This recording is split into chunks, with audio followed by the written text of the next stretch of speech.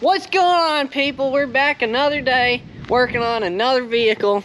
We've got a Silverado today. The oil pressure sensor has gone bad in it.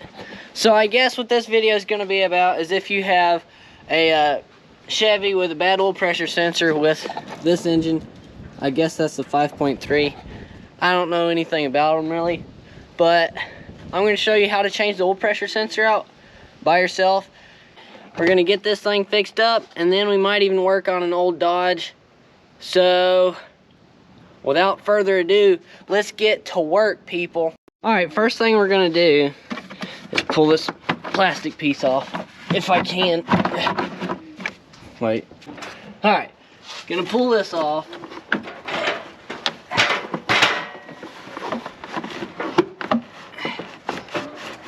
These things are so hard to pull off. Okay, that's good enough. I'm just gonna pull it out of the way that much. The oil pressure sensor is way back here in the back. If I might can show y'all. Let me turn this light on. Alright, back there. Let's see if we can get it. Oh wait, Mike can get it from this angle here. Let's see.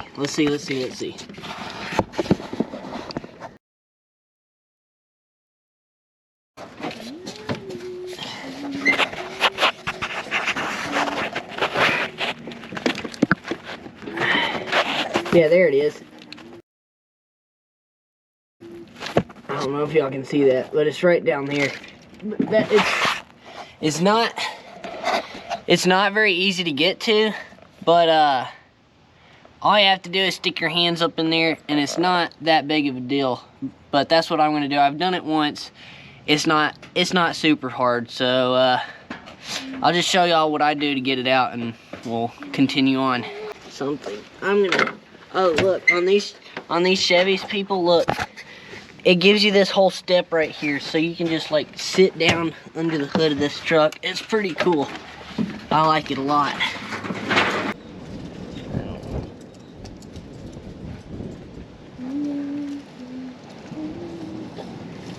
Alright, I got it unplugged. It's pretty simple to unplug it. You just pull a tab and it unplugs perfectly. Alright, it takes an 1/16" socket. They make sockets for these sensors, but I don't have one. So I got a 6-point 1/16" socket.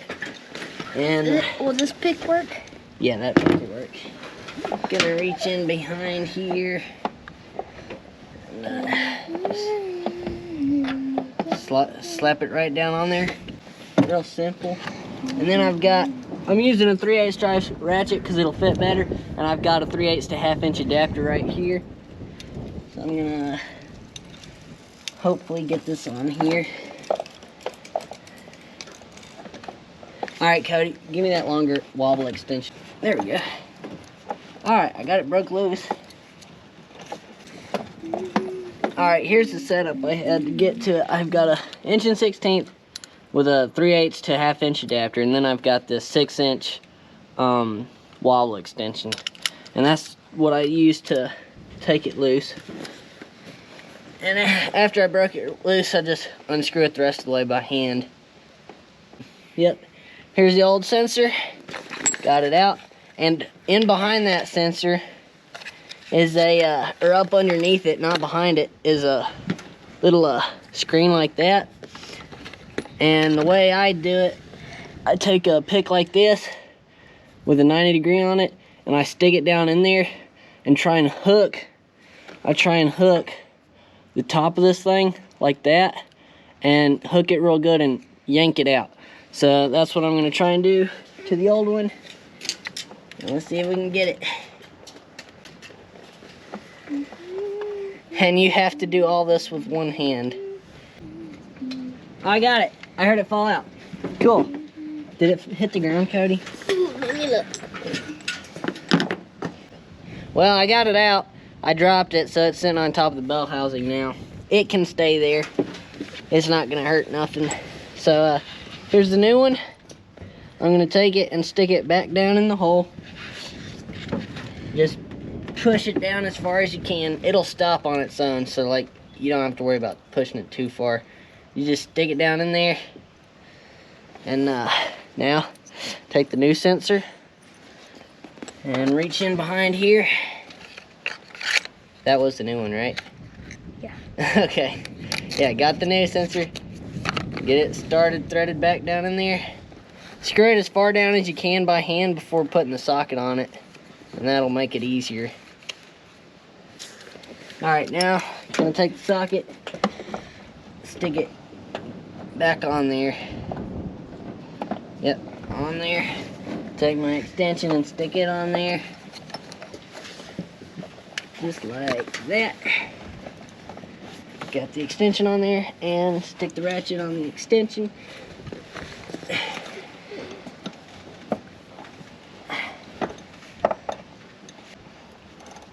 And you don't want to bear down on this thing, tighten it down, because it's aluminum, so it could break easily. So we're just going to snug it down real good.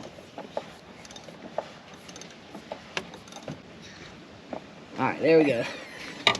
Just snug down real good. It's got sealant on the thread, so it's not like you have to get it stupidly tight for it to seal.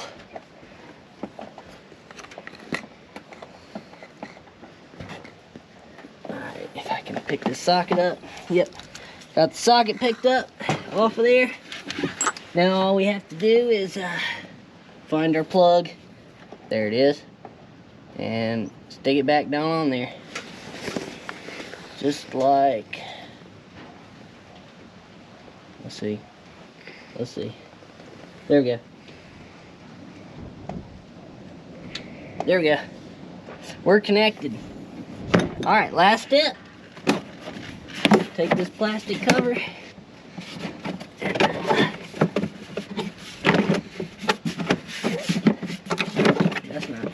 That's not right. Let's see.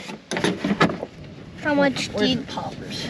how much do you think that would cost at a dealership? That, Yeah. this job, if you take it to a mechanic shop, they have a book that tells them what each certain job is supposed to cost and how much labor it's supposed to take. But on these trucks, the manual says you have to take the whole air intake off and all that, and that's like 2.5 hours worth of a job, I believe. We asked a mechanic, so it's about a 2.5 hour job by the book, and most shops charge about $100 an hour.